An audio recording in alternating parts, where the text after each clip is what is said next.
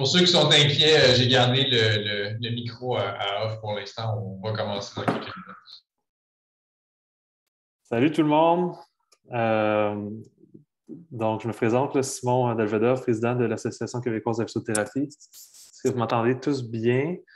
Si vous voulez ouvrir la caméra, ça pourrait être le fun de vous voir. Vous avez vu que c'est enregistré, donc on va permettre aux gens qui n'ont pas pu se connecter aujourd'hui d'avoir accès à cette information précieuse que le docteur Benjamin Léger nous offre aujourd'hui avec son équipe. Je crois, ça se peut-tu que c'était Christelle Benjamin qui... Non?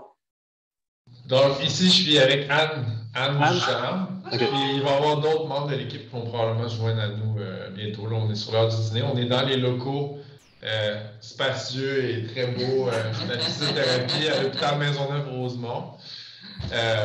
Ouais. Donc, pour tous ceux qui s'ennuient des murs d'hôpital, vous allez avoir le fond d'écran derrière nous. Super, super. Donc, on voit là, les participants, ça rentre pas mal. Là. On est rendu à 88. Il y avait plus que 200 inscrits. Fait que ce que je vous propose, c'est qu'on attende peut-être 2 minutes, à 12h05, pour qu'on commence. Et n'hésitez pas, si vous avez des questions, des commentaires, de l'écrire dans le chat. Il y a Élodie et moi-même de l'association qui vont regarder le chat au fur et à mesure. Donc, on va pouvoir passer des questions là, à l'équipe Dr. Léger.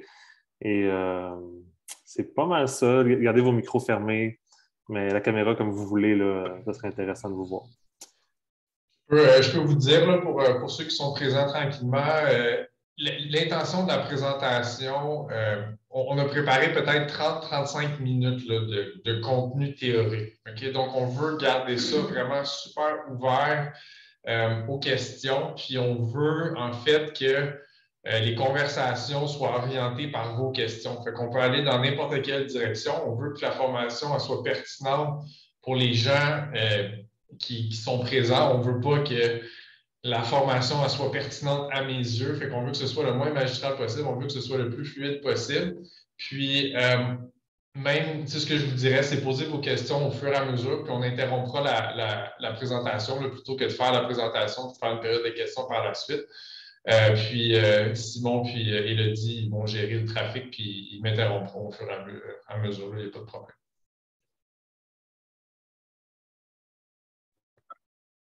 J'en profite là, pour vraiment remercier Dr. Léger et son équipe là, pour l'offre qu'ils nous font aujourd'hui. À l'association, on vise l'excellence en physiothérapie. Puis c'est vraiment un sujet qui nous touche autant physio, TPhys. Donc, on est vraiment content à l'association de pouvoir offrir ce type de formation-là. Là, et surtout avec les interactions qu'on va avoir. Je suis vraiment sûr que ça va être très intéressant aujourd'hui. Merci, Benjamin. Ça fait plaisir. Nous, de notre côté, c'est sûr qu'on recherche toujours des avenues efficaces pour communiquer nos messages à la plus grande quantité de personnes possible. Puis, c'est pas toujours facile dans le milieu de la physiothérapie parce que les gens sont souvent très dispersés, puis souvent, on participe à des formations, mais qui sont à plus petit volume. On pense que les messages qu'on va véhiculer aujourd'hui, c'est d'intérêt général. C'est pertinent pour des gens qui font beaucoup de réadaptation post-op, puis c'est pertinent pour des gens qui ne font pas beaucoup de réadaptation post-op. Puis, on pourra rentrer dans des détails ultra techniques si des questions nous amènent dans cette direction-là. Puis, on va pouvoir garder ça sur des principes un peu plus généraux qui vont s'appliquer aussi à la clientèle qui n'est pas post-opératoire aussi, pour ceux qui en voient un petit peu moins. Fait que je pense que c'est vraiment une présentation qui est d'intérêt général.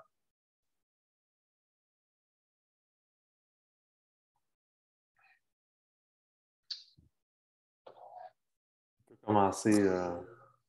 Ça continue de rentrer tranquillement. Là. Est-ce que tu veux qu'on attende un chiffre en particulier avant de commencer ou je pense qu'il va toujours avoir du monde qui va se connecter. Je pense que même à 12h20, il va y avoir quelqu'un qui va se connecter. Bon. Donc, On a plus d'une centaine de participants. Je pense qu'il va y avoir suffisamment de gens pour générer un débat initial. La présentation va être enregistrée aussi là, par intérêt là, pour tout le monde. Là, fait que vous aurez accès plus tard éventuellement. Si jamais il y a des personnes qui veulent avoir accès à la présentation, là, même si il n'y a pas beaucoup de contenu directement dans la présentation. On pourra la rendre disponible aussi pour les membres. Il n'y a aucun problème de ce côté-là.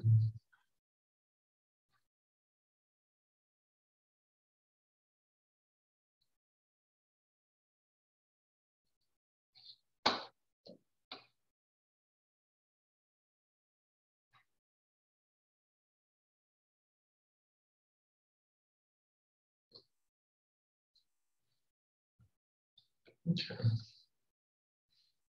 Si ça va avec toi, Simon, on peut commencer tranquillement. Puis, Ouais. Donc, je vais vous partager mon écran. Vous me direz si vous voyez la présentation. Donc, ce que je vous dirais, je vais faire un petit retour en arrière pour vous expliquer un peu le contexte derrière la présentation puis pourquoi est-ce que je fais ça. Donc, moi, je suis orthopédiste de formation. Je ne suis pas physiothérapeute de formation. Il y a plusieurs orthopédistes qui sont des anciens physiothérapeutes. Je ne suis pas physiothérapeute de formation. Toutes les connaissances que j'ai développées au sujet de la physiothérapie, ça s'est fait sur le terrain depuis que je suis orthopédiste, en collaborant avec des gens comme Anne, puis comme les autres membres de l'équipe que vous allez peut-être voir tantôt. La raison pourquoi j'ai décidé de collaborer de façon aussi étroite avec Anne, c'est parce que j'ai fait 2 fellowships aux États-Unis, dont un à Columbus, en Ohio, à l'Université de Ohio State. Puis ce que je me suis rendu compte, c'est que les résultats des patients étaient nettement supérieurs aux résultats qu'on avait ici au Québec. Puis que, en fait, les indications chirurgicales et le geste chirurgical qu'on faisait là-bas étaient absolument identiques en tout point à ce qu'on faisait au Québec. Donc, ça a initié une réaction, ou en fait une réflexion, où je me disais, ben, écoute, si les patients ils vont mieux aux States puis que la chirurgie est pareille, peut-être qu'il se passe quelque chose soit avant ou après la chirurgie qui peut influencer les résultats chez les patients. Évidemment, aux États-Unis, on parle d'un système de santé qui est complètement différent, qui a ses avantages et certainement ses inconvénients. Une des forces de ce qui se passait là-bas, c'était qu'il y avait une proximité physique et géographique entre les chirurgiens, les physiothérapeutes, les médecins du sport en première année, qui faisait en sorte qu'ils pouvaient échanger sur des cas. Puis aussi que chaque membre de l'équipe développait sa propre expertise. Donc, juste pour vous donner une petite idée, les physiothérapeutes à Columbus sont non seulement spécialisés en réadaptation post-opératoire, mais souvent sont spécialisés par articulation. Okay? Donc, on parle quand même d'une sous-spécialisation assez significative. Ce qui fait en sorte que tout le monde développe un peu son champ d'intérêt, son champ de compétences, puis après ça, peut offrir le meilleur aux patients. Puis après ça, bien, de par la proximité physique, parce que tous ces gens-là travaillent dans le même bâtiment, puis même les chirurgies se font dans le même bâtiment, bien, ça favorise vraiment la collaboration interdisciplinaire. Puis c'est là qu'on réussit à faire les plus grands gains dans les soins aux patients. Parce que moi, j'ai une façon très chirurgicale d'aborder les problèmes, puis Anne, évidemment, elle a une perspective qui est différente, mais qui est complémentaire pour le même patient. C'est vraiment dans ces discussions-là, puis dans ces échanges-là, que autant moi, ma perception des problèmes a évolué, puis la même chose du côté de Anne. Okay? Donc, mon objectif en revenant au Québec, c'était de reproduire un peu un modèle américain de collaboration entre les gens, autant dans l'aspect pré-op que l'aspect pér-op, puis surtout l'aspect post-opératoire. Ce qu'on a fait, c'est qu'on a commencé tranquillement à revoir tous les protocoles de réadaptation post-opératoire qu'on avait à l'hôpital. Puis on l'a fait de façon très organique et informelle, en prenant des ressources un peu à gauche et à droite sur Internet, mais après ça, en discutant vraiment avec les physios, de se dire, bien, c'est quoi les difficultés que vous avez dans la réadaptation de ces cas-là? Puis c'est quoi les obstacles habituels que vous avez? Puis après ça, on regarde avec les protocoles, ce qu'on se dit, c'est est-ce qu'il y a possibilité d'accélérer la réadaptation dans certains cas ou de permettre de travailler des choses un peu plus rapidement, puis de contrebalancer ça avec les effets négatifs de pousser trop vite, trop tôt chez un patient qui vient de se faire opérer. C'est un peu à partir de ça qu'on a bâti tous nos protocoles de réadaptation. Tantôt, on pourra vous montrer le site web qu'on a créé, là, qui est orthohmr.ca. Plusieurs d'entre vous sont déjà familiers là, avec ce site web-là, puis l'Occupé en a déjà fait la promotion. Mais là-dessus, on a tous nos protocoles post-opératoires, puis c'est vraiment des protocoles qui ont émergé de ces conversations-là. Puis après ça, on s'est servi de ça comme point de départ pour évaluer nos patients. Puis pendant, je vous dirais, les 5 années suivantes, là, moi je suis rendu à ma 6e ou 7e année de pratique. Pendant mes 5 premières années de pratique, je passais en moyenne 1 à 2, des fois 3 journées par semaine en physiothérapie à évaluer les patients conjointement avec les physiothérapeutes, puis à discuter sur une base quotidienne et certainement hebdomadaire du devenir de chacun des patients.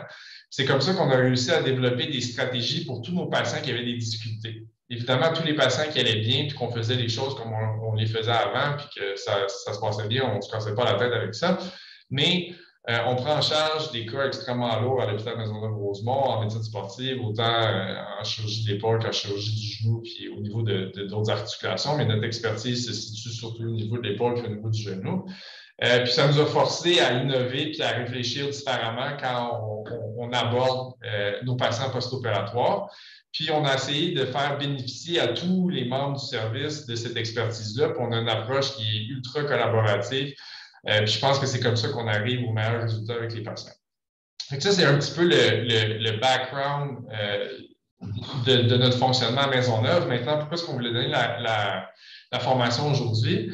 C'est parce que je peux vous dire qu'on a malheureusement beaucoup de lacunes au Québec, puis probablement au Canada en général, dans la réadaptation post-opératoire. Maintenant, je donne un cours avec Anne au bac à l'Université de Montréal, c'est nouveau depuis l'année dernière, sur la réadaptation post-opératoire.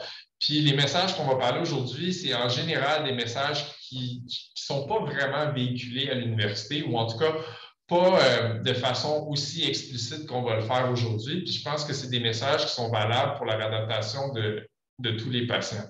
Fait que c'est vraiment dans le but d'améliorer la prise en charge de nos patients qu'on donne cette présentation-là.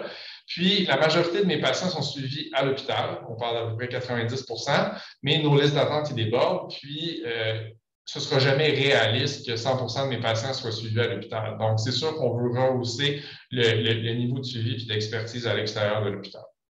Donc, voilà, sans plus tarder, on va commencer à rentrer au niveau de la présentation. Puis, comme je vous disais, pour ceux qui viennent de se joindre à nous, on veut que la discussion soit organique et spontanée. Donc, n'hésitez pas à poser des questions, puis Simon va m'interrompre au fur et à mesure pour agrémenter la conversation.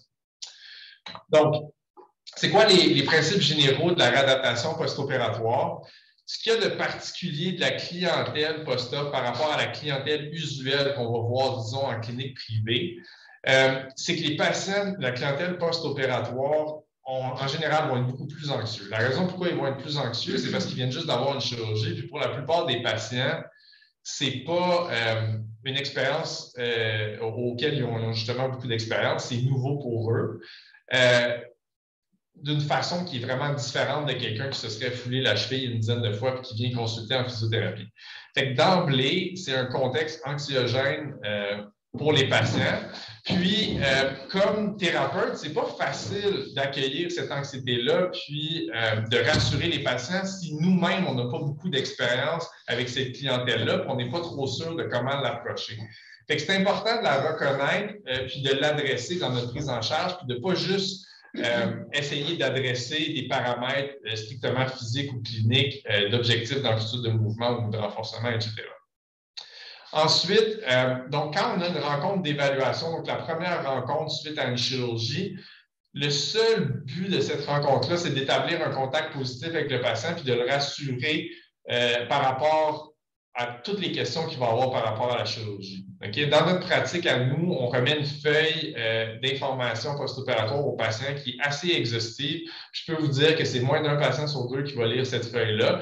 Puis, il y a déjà beaucoup de réponses qui se situent sur cette feuille-là. Ces feuilles-là sont d'ailleurs disponibles sur notre site OrthoHMR, là, si jamais vous voulez voir là, pour des recommandations d'intérêt général de quoi faire avec la plaie, s'il y a une rougeur au niveau de la plaie, est-ce que je mets de la glace ou pas, qu'est-ce que je fais avec des points de suture, des choses comme ça. Ça, c'est toute la petite cuisine qui, en général, devrait être adressée par le chirurgien au moment de la chirurgie. mais souvent, le patient, il va avoir reçu des médicaments anesthésiques et il ne se rappellera pas de tout ce qui a été dit au moment de sa chirurgie. Okay? Donc, le but de la rencontre d'évaluation, souvent, c'est de diminuer le niveau d'anxiété, répondre aux questions du patient. Qu'est-ce que je fais avec mon attelle ou pas? Comment est-ce que je fais pour m'habiller? Des choses vraiment de base, puis on ne rentre pas nécessairement dans de la grosse physio. L'autre particularité de la clientèle post-opératoire, c'est que la douleur est un enjeu présent d'une façon un petit peu différente de ce qu'on voit aussi en accès direct en clinique privée de physiothérapie. La douleur post-opératoire, c'est une douleur qui est très sévère, qui est très aiguë, puis qui est différente d'une douleur d'inflammation chronique dans un tableau de surutilisation. Okay? Donc, une des choses qu'il faut travailler, c'est entre autres de revoir avec eux c'est quoi leur plan d'analgésie. Donc, c'est quoi la médication qui a été prescrite par leur chirurgien. Est-ce qu'ils ont pris cette médication-là? Est-ce qu'ils tolèrent la médication? Puis après ça, si vous êtes devant un patient qui est mal soulagé, essayez de voir avec lui c'est quoi son patron de douleur. Est-ce que sa douleur, elle est constante? Est-ce qu'elle fluctue? Est-ce qu'elle est empirée ou améliorée par certaines choses? Puis ça, c'est des outils qui vont vous servir après ça pour pouvoir accompagner ce patient-là. C'est quelque chose qui relève un peu plus du domaine médical, mais malheureusement, c'est crucial au devenir des patients par la démarche de réadaptation, donc il faut s'en mêler un petit peu plus. Anne, je ne sais pas si tu veux commenter là-dessus, parce qu'au début, ce n'était pas des réflexes que vous aviez. Oui, non, ça, c'est sûr que la médication en post-op, on n'a pas le choix. Sinon, on n'avancera pas dans notre thérapie. Fait qu'il faut vraiment s'assurer dès le début qu'on a un bon contrôle de la douleur. Puis sinon, aviser rapidement le médecin puis voir est-ce qu'on change de médication. Parce que si on n'a pas un contrôle de la douleur, on va être bloqué dès le début. Ça va retarder toute la réadaptation. Fait que c'est quelque chose qu'il faut vraiment adresser vraiment, dès qu'on voit le patient à la première visite, s'assurer que les effets secondaires, c'est correct, qu'ils sont bien soulagés, qu'ils dorment la nuit. Fait que c'est un aspect super important à la première évaluation. Donc, je pourrais vous dire, c'est pas tout le monde qui travaille dans le même contexte que moi je fais avec Anne, là, pour vous dire de façon très simple, avec un de mes patients, si Anne voit un patient en rencontre d'évaluation puis qui est mal soulagé puis qui tolère mal la médication, la mécanique de notre collaboration, c'est Anne, elle va m'envoyer un texte. Après ça, moi, je vais écrire une prescription, je vais y envoyer par message texte, puis elle va gérer ça en temps réel avec le patient. Donc, il n'y aura aucune perte de temps avec ça. Ça, ce genre de collaboration-là, malheureusement, vous n'aurez pas ça, puis ce n'est pas réaliste d'exiger ça de tous les chirurgiens. Par contre, les gens qui sont facilement accessibles et disponibles, c'est les pharmaciens des patients. Puis les pharmaciens des patients, en général, eux, ont un accès aux chirurgiens, soit via fax, via le mécanisme de clinique externe. Et des fois, moi, je me fais appeler sur ma pagette par des pharmaciens pour justement des patients qui ont des enjeux par rapport à leur médication post-opératoire, que la médication est mal tolérée, que le pharmacien voudrait faire une substitution puis qu'il a besoin de mon accord là-dessus. Donc, même si vous n'avez pas accès au chirurgien facilement, en général, le pharmacien du patient est une ressource qui peut être bénéfique dans ce contexte-là puis qui peut prendre le relais pour coordonner avec le chirurgien. Donc, les fameux protocoles de physiothérapie. Fait que je vous ai dit, on a un paquet de beaux protocoles sur notre site Web. C'est super important d'avoir un protocole pour essayer de baliser un petit peu notre pratique, puis avoir une espèce de canevas pour savoir où on peut aller puis où on ne peut pas aller. Mais en même temps, il faut faire attention. Les protocoles, ce n'est pas quelque chose de rigide du tout. C'est là pour établir la séquence des choses qu'on veut prendre en charge, puis aussi pour établir c'est quoi les restrictions qu'on doit respecter par rapport à la chirurgie. Fait qu'il ne faut pas penser que la réadaptation post-opératoire, c'est seulement de suivre un protocole à l'étape 1, à l'étape 2, à l'étape 3, à l'étape 4. Puis d'ailleurs, vous allez voir, il y a beaucoup de nos protocoles qui sont structurés en fonction d'avoir des objectifs mesurables, donc d'avoir certaines amplitudes de mouvement ou certains niveaux de force avant de passer à l'étape suivante. Il y a certains protocoles qui sont basés sur le temps, mais il y en a très peu qui sont basés sur le temps. Puis la raison pour ça, c'est parce que le cheminement individuel de chaque patient post-opératoire est complètement différent d'un à l'autre. Puis que si on se fie seulement à des repères de temps, ça va juste générer encore plus d'anxiété chez le patient parce que soit qu'il n'aura pas atteint les objectifs, ou soit que le physiothérapeute, il va se questionner sur sa démarche pour dire, ben là, écoutons, les choses n'avancent pas, ou on va passer à des étapes futures auxquelles le patient n'est pas prêt parce qu'on n'a pas rencontré les objectifs des étapes préalables. Okay? Donc, si vous avez des questions, on peut s'arrêter à ce stade-ci. Sinon, ce qu'on peut faire, on peut regarder ensemble un protocole post-opératoire sur le site de OrthoHMR, puis ça va nous permettre d'illustrer un peu ce qu'on a dit dans la présentation. Pour l'instant, il y avait juste une question assez pointue là, sur les signes et symptômes du loosening du polyéthylène de la PTG. Là. Parfait. Fait que ça, on va adresser ça plus tard. Exact. Sinon, ben, il y avait quelqu'un qui mentionnait qu'Agent Talon, là, passé par la fusion pratique avancée, il y a même le numéro du poste, puis que ça allait bien. Oui. Ouais. Il y a plusieurs façons de rejoindre le chirurgien.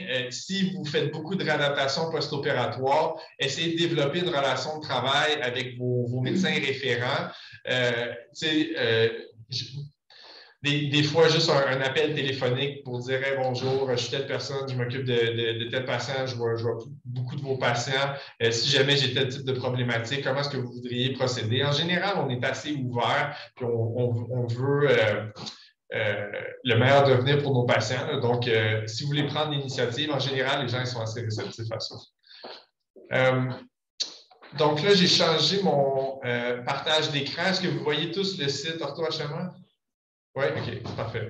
Donc, brièvement, le site OrthoHMR s'adresse à 3 clientèles, les patients, les médecins, les physios. Pour les patients, il y a des programmes d'exercice qui existent.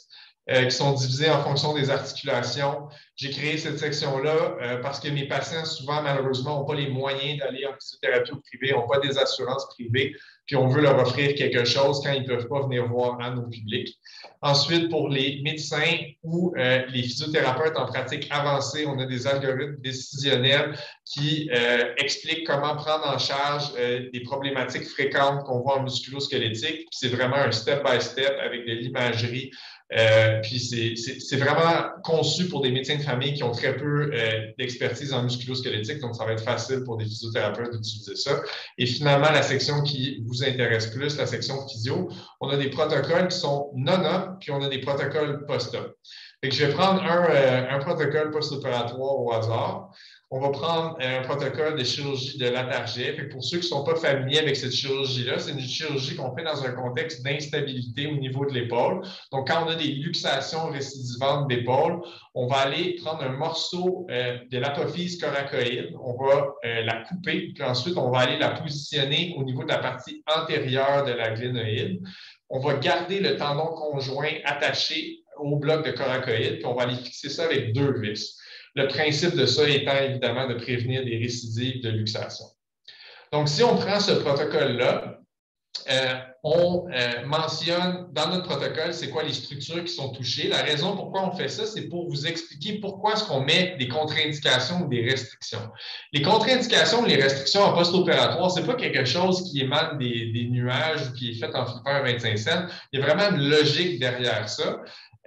Puis, la logique des restrictions, c'est en fonction des structures qui sont impliquées pendant la chirurgie. Donc là, par exemple, on parle de l'apophyse coracoïde, du tendon conjoint, donc du biceps et du coraco-brachial.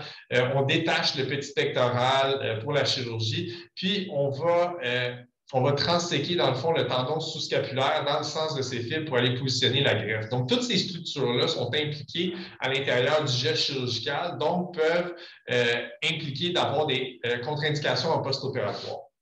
Donc, parmi les contre-indications qu'on a, il n'y a aucun levé de charge, aucun renforcement en flexion du coude pour une période de 10 semaines. La raison pour ça, c'est parce que, étant donné que le tendon conjoint est toujours attaché à notre bloc, l'objectif, c'est que le bloc d'os de la coracoïde fusionne avec celui de la glénoïde. Et donc, si on a quelque chose qui s'en vient tirer au niveau de la greffe, on peut déloger la greffe ou on peut nuire à sa guérison. Ça, c'est la complication souvent la plus fréquente dans nos chirurgies de l'atarjet.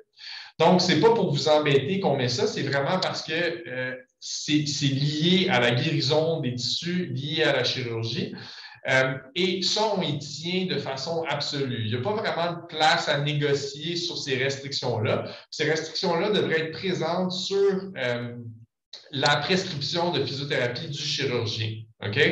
Donc, si la prescription du chirurgien n'est pas précise ou vous réfère à un protocole, bien, vous pourrez vous référer à ce protocole-là si vous n'en avez pas d'autres.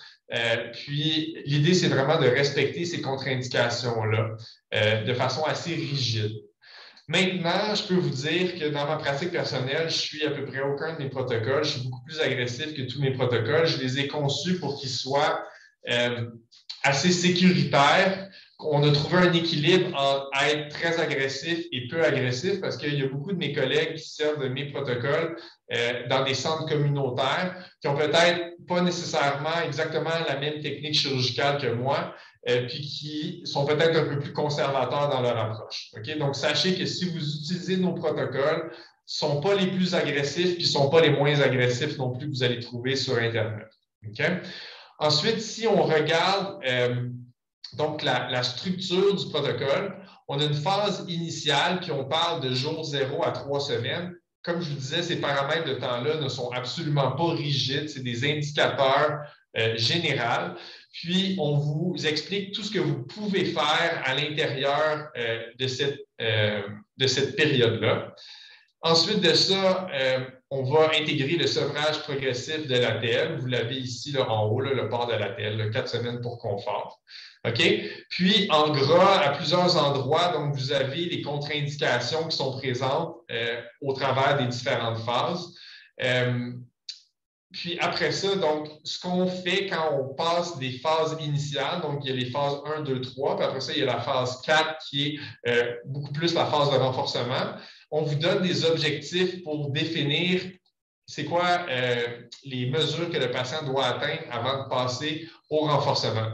Donc, c'est vraiment important de ne pas passer à l'étape suivante si on ne veut pas rencontrer les objectifs de l'étape précédente. Donc, dans ce cas-ci, c'est des objectifs de mobilité. Okay? Donc, chacun des protocoles sont structurés un peu selon cette structure-là. Puis, il y a des patients que ça va leur prendre 4 mois à passer au travers de ce protocole-là. Il y a des patients que ça va leur prendre 6 mois, puis il y a des patients que ça va vous prendre 1 an à passer au travers du protocole, puis ça peut être correct. Okay? Mais c'est toujours comme ça qu'on devrait aborder les protocoles. Les restrictions, on devrait les appliquer de façon ferme. Les critères de temps, on devrait garder ça en tête pour avoir une idée générale de où notre patient se situe. Puis, quand on a des objectifs à atteindre avant de passer à une étape subséquente, ça aussi, on devrait s'assurer de les rencontrer avant d'avancer trop vite dans nos protocoles chez les patients qui ne seraient pas encore prêts à le faire. Est-ce qu'il y a des questions par rapport à ça? Il y a une personne qui demande, Annick Léveillé, qui demande est-ce que c'est possible de remettre les documents du site HMR pour la clientèle d'un autre CIS?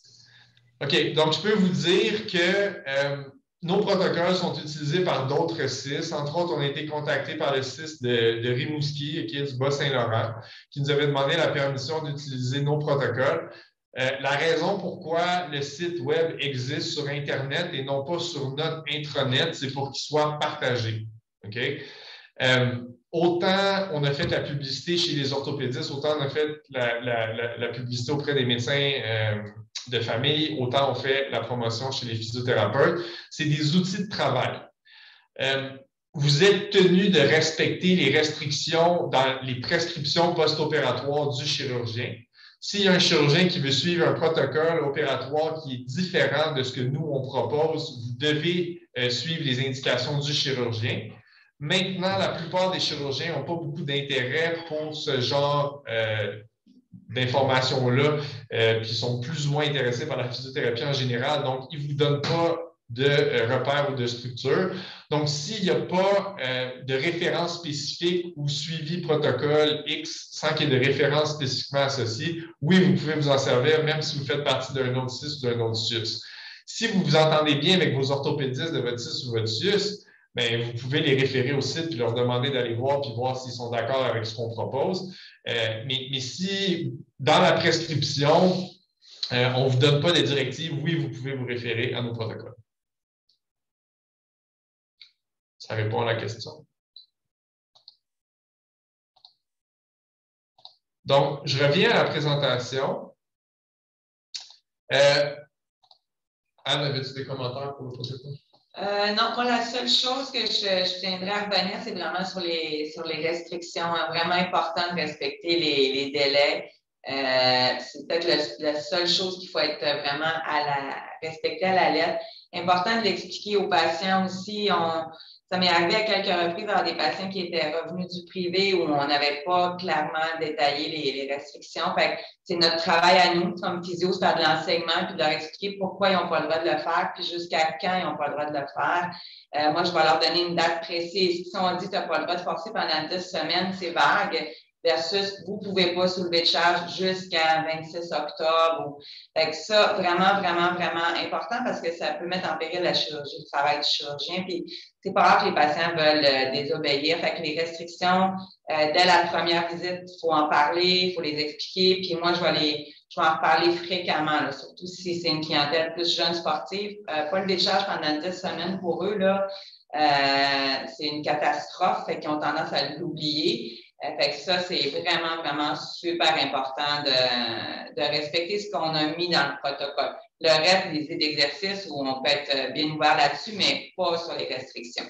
Puis, tu sais, je vous disais qu'on a pris le protocole de la targée au hasard, mais en fait, c'est pas au hasard, là. On a 2 patients récemment au mois d'août qui avaient été pris en charge à l'extérieur de l'hôpital parce que notre délai de prise en charge était de quoi? À peu près 6 semaines, désolé.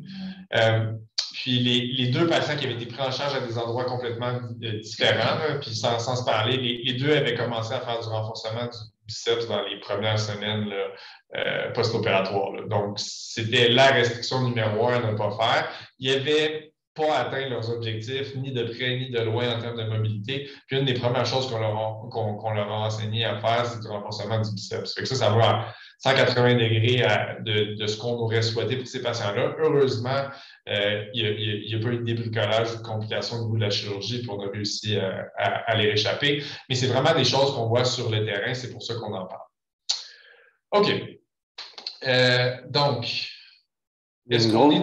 Oui? Une grosse question là, qui est, je ne sais pas si tu as accès au chat. Non, c'est correct, mais sinon, il y a Marjorie qui écrivait, comme il y a 90% de vos patients qui sont suivis en physio externe à votre hôpital, j'en comprends que vous incluez CNSST, SAQ et patients avec assurance privée.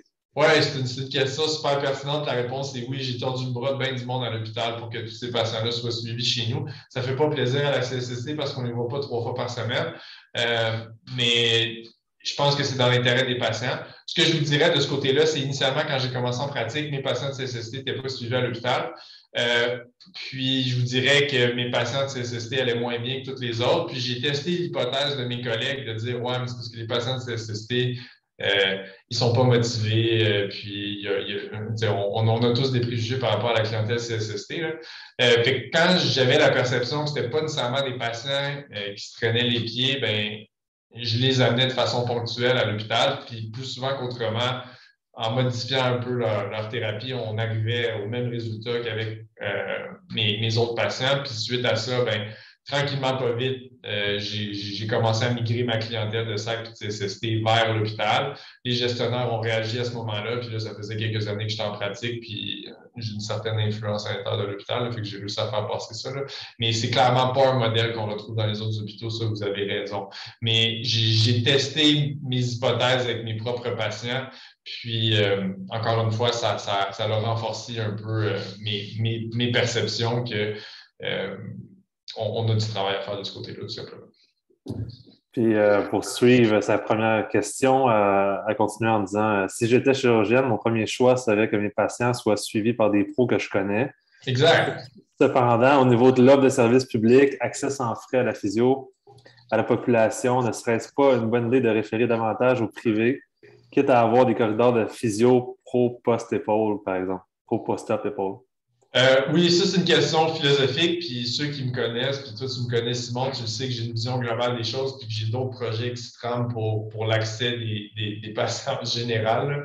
Ce que je dirais là, à cette question-là, c'est si j'avais la certitude que ça ne nuisait pas au devenir clinique de mes patients, je le ferais plus souvent en ce moment. La présentation que je fais aujourd'hui, ça fait partie de cet effort-là. Mon désir éventuel, c'est de, oui, pouvoir démocratiser ça un peu plus parce qu'on a développé l'expertise maintenant, on a une bonne idée d'où on s'en va, puis on veut trouver des partenaires dans le secteur privé. malheureusement, c'est difficile avec le modèle de rémunération, particulièrement de la CSST, d'offrir des soins de qualité. Ça prend des gens qui sont motivés, ça prend des gens qui sont prêts à faire une part de bénévolat. Mais oui, on cherche ces partenaires-là. Puis le 10 qui n'est pas suivi à l'hôpital sont suivis par des gens que je connais à l'extérieur de l'hôpital. Fait que je fais du micromanagement de toutes ces choses-là. Mais oui, on cherche des partenaires à l'extérieur de l'hôpital, c'est sûr. Puis s'il y en a qui veulent devenir de façon plus affichée ou qui sont du secteur ou qui veulent développer un partenariat, on est ouvert à ça. Je peux vous dire, Anne un peu le dire, mais de façon ponctuelle, il y a des physiothérapeutes du privé qui la consultent, qui lui envoient des messages textes quand ils ont des patients qui trouvent un petit peu challengeant et qui veulent se faire épauler là-dedans. Puis on offre ce service-là pour ceux qui veulent. Fait que si on voit que c'est une demande pour les personnes suite à la présentation d'aujourd'hui, on pourra essayer de trouver une façon pour accompagner ces gens-là. Là. Mais la raison pourquoi on est ici maintenant, c'est parce qu'on veut essayer d'outiller les gens le plus possible. Fait que moi, je suis là, mais mon équipe est là aussi et est disponible pour ça. Super. Il y a quelqu'un qui demande si vous avez pensé faire la présentation au Physio 360 là, le congrès de l'Ordre. Oui, ça fait longtemps que Anne m'en parle. Là. Moi, je ne suis pas fermé à faire cette présentation-là à cet endroit-là. On se questionne sur c'est quoi la façon de rendre ça le plus pertinent possible et de rejoindre le plus de gens possible. Si on pense que c'est ça l'avenue, ben oui, c'est sûr qu'on va le faire. Fait que, je pourrais vous renvoyer la balle. Je suis sûr qu'il y a plein de gens dans l'assistance qui sont proches des gens de l'ordre. Puis si on me fait cette demande-là, ça va me faire plaisir de le faire, c'est sûr. Merci. OK. Donc, je pense qu'on peut continuer tranquillement. Est-ce que vous avez à nouveau la présentation PowerPoint? Oui? OK. OK. Donc, dans la séquence générale de la réhabilitation post-op, OK, la première chose à faire, c'est de rétablir les amplitudes articulaires. Okay? Ça, c'est quelque chose qui dévie de notre pratique usuelle en privé. C'est rare que les patients ils vont venir nous voir avec des limitations significatives d'amplitude articulaire. On est habitué d'avoir des gens qui ont mal. On est habitué d'avoir des gens qui ont des faiblesses ou des patrons moteurs qui sont inappropriés. C'est rare qu'on va voir des gens qui sont extrêmement raides. Peut-être l'exception à ça, c'est les capsulites qui sont quand même prises en charge de façon assez libérale à l'intérieur des cliniques privées. Puis, bon, on prescrit des infiltrations en radiologie, puis il y a une certaine collaboration avec le milieu médical pour essayer d'aider ces patients-là. Mais ce que je vous dirais, c'est que dans le contexte post-opératoire, quand on fait des chirurgies, puis des chirurgies particulièrement intra-articulaires, ce qu'il faut comprendre, c'est que le corps humain, ça guérit avec la cicatrice. Okay? Donc, toute lésion du corps humain guérit avec une réaction inflammatoire, avec une production de collagène de type 3, puis ça génère de la cicatrice. Fait que de la même façon que vous coupez la peau, puis que ça guérit avec une cicatrice, mais à l'intérieur d'une articulation, c'est la même chose qui se forme. Donc, toute chirurgie intra-articulaire a un potentiel d'ankylose. Ce phénomène-là d'ankylose va se produire à l'intérieur des 6 premières semaines post-opératoires. Donc, c'est vraiment une période qui est critique pour le devenir des patients parce que si on n'a pas restauré les amplitudes articulaires passives chez le patient, si on n'a pas regagné la souplesse articulaire, tout ce qu'on va essayer de construire sur cette articulation-là va être limité et altéré par cette faiblesse-là de mouvement. Ça va être difficile de faire du renforcement musculaire parce qu'on ne sera pas capable de mobiliser les fibres musculaires de la même façon parce qu'on n'aura pas la même excursion. Ça va être difficile de travailler la proprioception ou développer des capacités fonctionnelles parce que les patrons de compensation, ils vont être présents. On va développer des douleurs secondaires. C'est super fréquent au niveau de l'épaule, puis même de plus en plus, on le voit au niveau du genou parce qu'on ne sollicitera pas les bons muscles au bon moment pour faire les bonnes actions. Et donc, le nerf de la guerre dans la réadaptation post-opératoire, c'est vraiment les amplitudes articulaires. Si on a réussi à restaurer les amplitudes passives chez le patient, on a une bonne base sur laquelle bâtir puis pour faire du renforcement et tout ça, puis on sera plus limité par des facteurs de temps. Du renforcement, on le fait chez des patients des fois à 1 an post-op, 2 ans post-op, puis on est encore capable d'avoir des gains. Gagner des amplitudes articulaires à 1 an puis 2 ans post-op, ça n'arrive pas. Okay? D'où l'intérêt de travailler agressivement sur le contrôle de la douleur puis de gérer cette douleur-là de façon efficace pendant les séances de physiothérapie.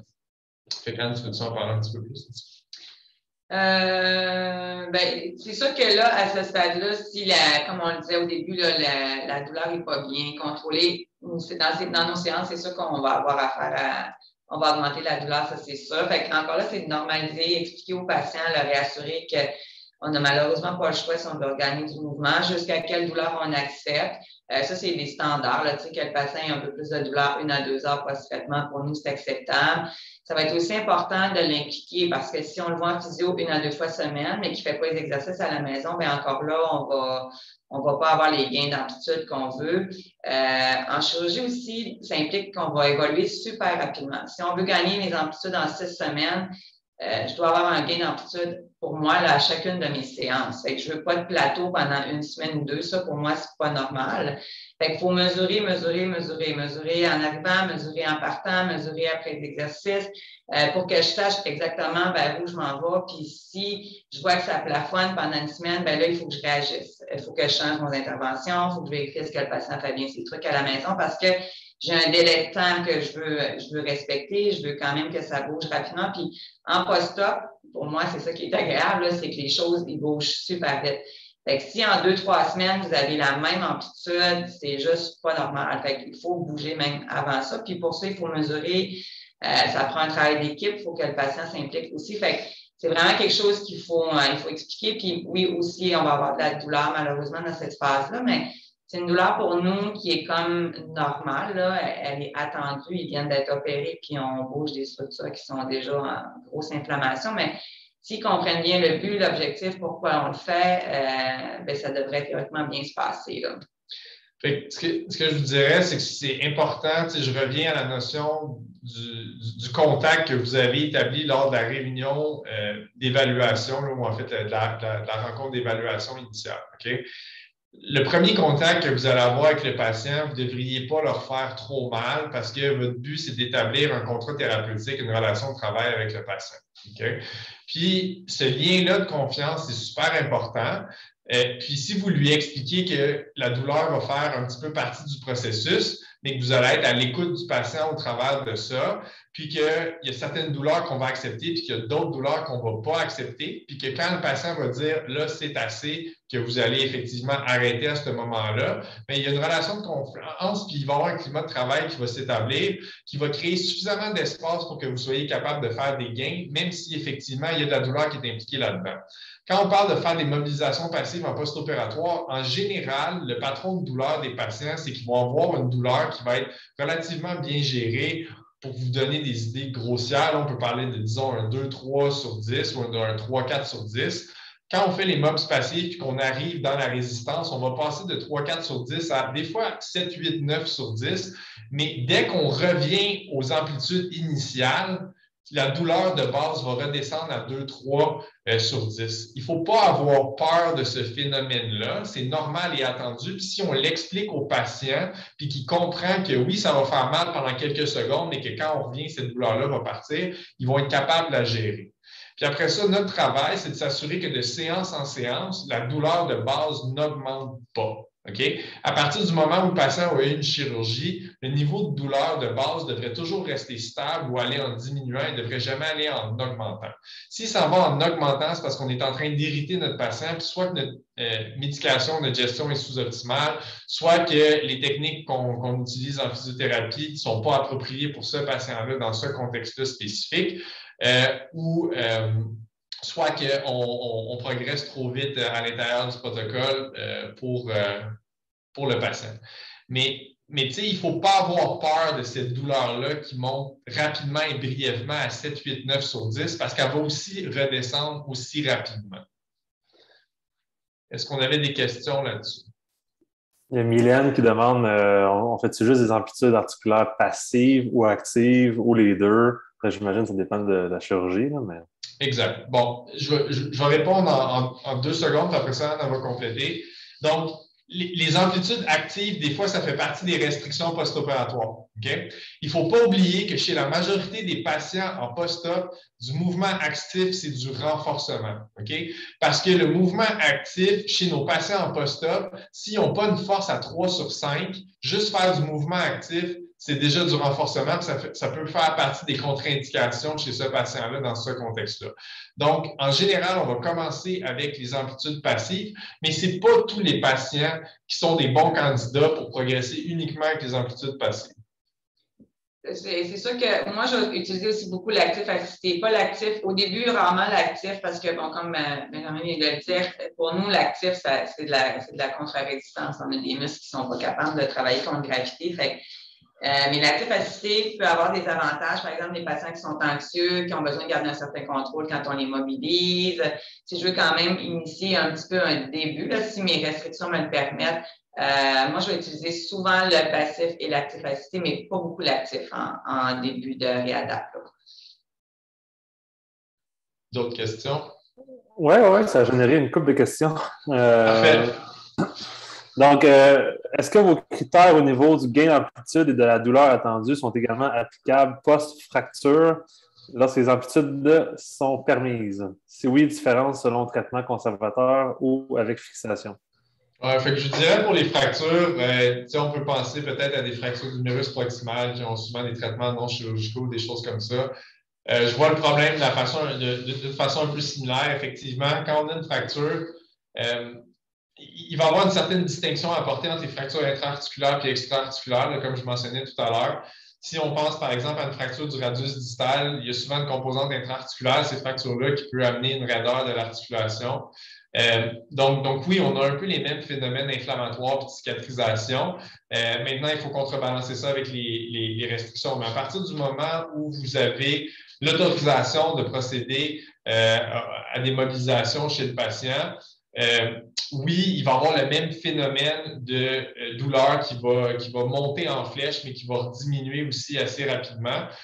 Puis, en termes des gains aussi, c'est des gains qu'on va viser à relativement court terme aussi. Fait que si je reviens par exemple aux fractures du l'humérus proximal, si on n'a pas atteint nos amplitudes presque complètes dans un horizon, je vous dirais, d'à peu près 2 mois là, après la fracture, ça va être difficile d'aller les chercher par la suite. Fait on aborde le problème un peu de la même façon. Si on a une fracture qui est entièrement extra-articulaire, si on pense à une fracture, par exemple, de la diaphyse humérale, là, donc au niveau de la partie moyenne du bras, puis que les articulations ne sont pas du tout impliquées, bien là, à ce moment-là, honnêtement, vous n'aurez pas d'ankylose vraiment au niveau des articulations, puis vous allez vous permettre d'être beaucoup plus patient de ce côté-là sans qu'il y ait de conséquences pour le patient. Fait que la notion de fracture intra-articulaire ou périarticulaire, je vous dirais, par rapport à une fracture qui va être vraiment diaphysaire là, au centre d'un os, c'est une nuance ou une subtilité que ça vaut la peine de porter attention. Merci. Si une PTG a de la difficulté en flexion les 2 premières semaines, est-ce que vous recommandez de faire du passif? Écoute, moi, les prothèses totales de genoux, actuellement, ça va être plus vu à l'hôpital par mes collègues ou après en CLSC ou centre de réadaptation. Fait que moi, les PTG que j'ai souvent ici, c'est celles qui vont vraiment pas bien, là, que ça fait longtemps qu'ils ont été opérées. Ou des hémophiles. Oui, ou c'est ça, des patients hémophiles. Mais écoute, 2 semaines quand même, ça dépend un petit peu encore là, des objectifs de chaque chirurgien. Là. Il y en a qui veulent vraiment des amplitudes complètes, mais avec les PTG, théoriquement, ça dépend de si le patient n'a pas beaucoup, la douleur est bien contrôlée, on peut être agressif, c'est quelque chose qui est solide. Fait que c'est de vérifier qu'on a un gain constant des amplitudes. Je pense que c'est ça le problème. Si je suis collée à 120 pendant 2-3 semaines, mais tu sais, si j'ai un gain progressif qui se fait tranquillement, même si je passe de 90, 95, 100, moi, ça va moins m'inquiéter qu'un plateau qui va rester toujours pareil. Là. Fait que, mais la PTG, je t'avoue que c'est moins mon domaine. J'en fais moins. Donc, pour enchérir un peu sur ce que Anne a dit, il n'y a pas de restriction à la mobilisation d'un patient post-PTG. Okay? Il n'y a pas de structure atteinte lors d'une chirurgie de prothèse totale de genou qu'on doit protéger qui ne peut pas être amené en flexion-extension, sauf avis contraire. Il y a des cas particuliers où, disons, il y a un patient qui aurait une révision de prothèse de genou, on mettrait une prothèse particulière où il y aurait eu une complication péropératoire où il y a une portion, disons, du cortex du fémur qui aurait été endommagée lors de la mise en place de la prothèse de genou. Puis là, on veut soit limiter la mise en charge ou on dit, écoute, pousse pas trop fort en flexion parce qu'il peut y avoir une fracture du condyle. Du condyle fémoral ou quelque chose comme ça. Ça, normalement, ça va être mentionné à l'intérieur de la prescription de physiothérapie en post-opératoire. Et si on parle d'une PTG primaire élective qui n'a pas eu de complications, il n'y a rien qui nous empêche de pousser dessus très rapidement. Est-ce que c'est judicieux de faire ça? Je pense qu'Anne a soulevé bien le point. Ça va dépendre du contrôle de la douleur chez le patient, puis de la collaboration du patient. Il y a des patients qui vont être très, je dirais, cow-boy, puis qui veulent progresser rapidement, puis que leurs objectifs sont de regagner une autonomie très rapidement. Il y a des patients qui vont être plus passifs dans leur réadaptation. Donc, si on a un patient qui est bien soulagé, qui veut atteindre rapidement ses objectifs de mobilité, qui est prêt à travailler dans ce sens-là, il n'y a pas de raison pour qu'on ne rajoute pas ça dans notre arsenal. Puis après ça, de façon générale, toute démarche qu'on va initier en réadaptation, après ça, on va vouloir mesurer, comme Anne disait avant, pour voir si on fait des gains. Puis si on ne fait pas de gains, bien là, il faut se questionner sur notre démarche. Versus si on fait des gains, bien, on poursuit avec la même démarche. Puis c'est ça, je dirais, une des forces de ce qu'on fait ici, c'est qu'on mesure énormément ce qu'on fait, puis on se questionne beaucoup, puis on n'a pas une approche dogmatique à la réadaptation post-opératoire, puis il n'y a pas un patient chez qui on fait la même séquence où on prescrit la même série d'exercices, où on a la même stratégie. Donc, on individualise vraiment en fonction des besoins du patient. Puis, c'est l'évolution de semaine en semaine qui nous guide à savoir est-ce qu'on remet en question notre démarche ou est-ce qu'on continue avec la démarche qu'on avait déjà initiée. Merci. Dernière question qu'on a reçue, c'est les 6 semaines cruciales. Est-ce qu'elles débutent à partir du moment où le range of motion est autorisé par le protocole? Je dirais non. Donc, c'est dans notre intérêt de permettre le plus rapidement possible un certain niveau de mobilisation. Je veux dire, j'ai mis 6 semaines juste pour donner un ordre de grandeur. Là. Il ne se passe rien dans la nuit du 42e ou 43e jour là, pour dire qu'après ça, c'est plus possible de faire des gains. L'idée, c'est juste de donner un ordre de grandeur. Mais non. Donc, c'est sûr que si vous avez un patient chez qui on vous dit de ne pas mobiliser le patient pendant 6 semaines, puis qu'après ça, le chirurgien est insatisfait parce que le patient est raide, mais je vous dirais qu'il y a une part de responsabilité qui lui revient là-dedans. Est-ce que ça arrive dans certains cas que moi, j'ai ces restrictions-là pour mes physios? Je peux vous dire oui. Récemment, j'ai eu une patiente qui, malheureusement, avait eu une prothèse d'épaule. Elle a eu une fracture périprosthétique à 2 niveaux, au niveau de son humérus, puis au niveau de son olécrane. Donc, elle s'est fracturée et l'olécrane, et l'humérus distal, et l'humérus diaphysaire à proximité de sa prothèse. Donc, on a fixé toutes ces fractures-là pour elle, mais malheureusement, ce n'est pas assez solide pour permettre des amplitudes articulaires au niveau de son épaule. J'ai permis ces amplitudes au bout du coude, mais pas au niveau de l'épaule. Cette patiente-là, on va devoir vivre avec le fait que son épaule va être un petit peu raide. Puis ça, c'est attendu de mes physiothérapeutes. Puis, mes physios, ils savent que mes attentes sont réalistes et raisonnables par rapport à mes chirurgies. Donc, ça fait partie de notre relation de travail. Donc, si je leur dis, voici ce qu'on vise pour tel patient, bien, ils ne seront pas insatisfaits s'ils n'ont pas les mêmes résultats qu'avec un autre patient qui n'a pas de limitation spécifique. Mais c'est sûr que de limiter la mobilité articulaire pour une chirurgie intra-articulaire pendant 6 semaines post-opératoires, ça vous complique la tâche, il n'y a pas de doute là-dessus. Donc, c'est sûr que vous devez être réaliste par rapport à ce que vous pouvez faire avec les patients par la suite. OK, merci. C'était la dernière question qu'on avait. OK. Donc, on va continuer. Donc, une fois les amplitudes passives rétablies, on se concentre sur la correction des patrons de mouvement et sur le ROM actif. J'ai avancé un petit peu dans mes commentaires avant. Donc, le ROM actif pour la clientèle post-opératoire, c'est souvent équivalent à faire du renforcement. D'une part, parce qu'il y a une proportion de nos patients qui, la raison pourquoi on les opère, c'est qu'ils n'ont pas des amplitudes actives complètes. Okay? Des fois, ça fait des mois, des fois, ça fait des années qu'ils n'ont pas ces amplitudes actives-là. Donc, c'est la raison de leur opération. Donc, ce n'est pas juste un handicap temporaire ou récent qu'ils ont depuis la chirurgie, c'est quelque chose qui est préexistant. Et donc, chez ces patients-là, moi je fais beaucoup de chirurgie de l'épaule, je fais des prothèses d'épaule. Donc, si on peut penser, par exemple, à une clientèle de prothèses inversées de l'épaule, mais j'ai des patients que ça fait 4 ans que leur bras ne bouge pas. OK? Donc, chez ces patients-là, c'est sûr qu'on va devoir utiliser des stratégies particulières pour leur permettre éventuellement de relever le bras dans les airs. Ma chirurgie, elle fait partie de la solution, mais elle n'est pas magique. Le patient, il n'a pas le bras du jour au lendemain. Ça lui prend des muscles, ça lui prend un deltoïde antérieur qui est fonctionnel, ça lui prend une coiffe rotateur qui est fonctionnelle. Puis il faut comprendre que chez ce patient-là, que ça fait des années qu'il ne sert pas de son bras, il va avoir une atrophie significative. Donc, chez ce patient-là, si Anne lui demande bêtement, après avoir regagné ses amplitudes articulaires passives, de lever le bras dans les airs, ça ne va jamais se passer. Parce que le poids du bras face à la gravité va être trop important pour la musculature affaiblie du deltoïde et de la coiffe des rotateurs. Donc, il va falloir trouver des stratégies alternatives pour initier ce renforcement-là. Fait que même si le rhum actif, c'est dans la catégorie du rhum, il faut comprendre que ça y va de pair, puis souvent ça se fait conjointement dans les étapes de renforcement, surtout pour une clientèle qui est handicapée de longue date, prédatant à la chirurgie. Fait qu'Anne, tu veux compléter avec la pertinence des bilans musculaires et tout ça? Encore là, ça va être important de mesurer. Tu sais, moi, c'est pas rare que je vais mesurer justement mes mouvements contre gravité. Fait que ça va me donner une idée à partir de c'est quoi mon objectif, qu'est-ce que je veux faire. Je pense que c'est vraiment important de savoir utiliser la gravité puis de travailler dans des positions. Quand les gens ont une force à 3 plus, 4 moins 4 sur 5, comme on voit, c'est souvent en privé, bon, ils vont avec la résistance, des thérabandes, des poids morts. Ça, c'est quand même quelque chose qui est plus que vous connaissez probablement plus.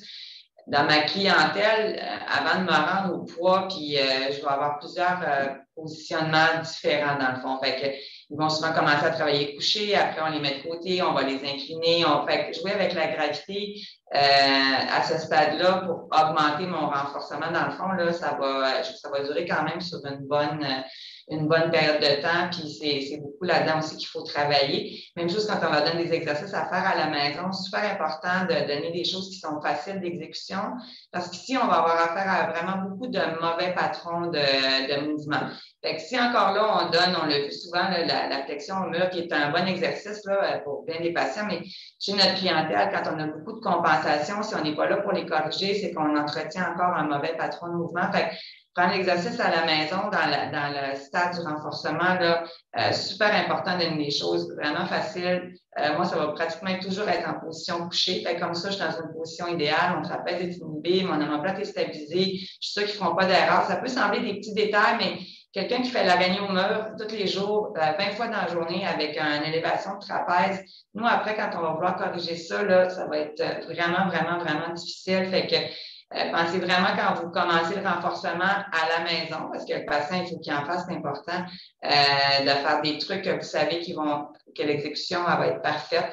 Fait que dans ce sens-là, c'est bien de les faire travailler coucher. Ça va être vraiment, vraiment plus facile. Puis ça va vous permettre quand même de progresser au niveau de votre force.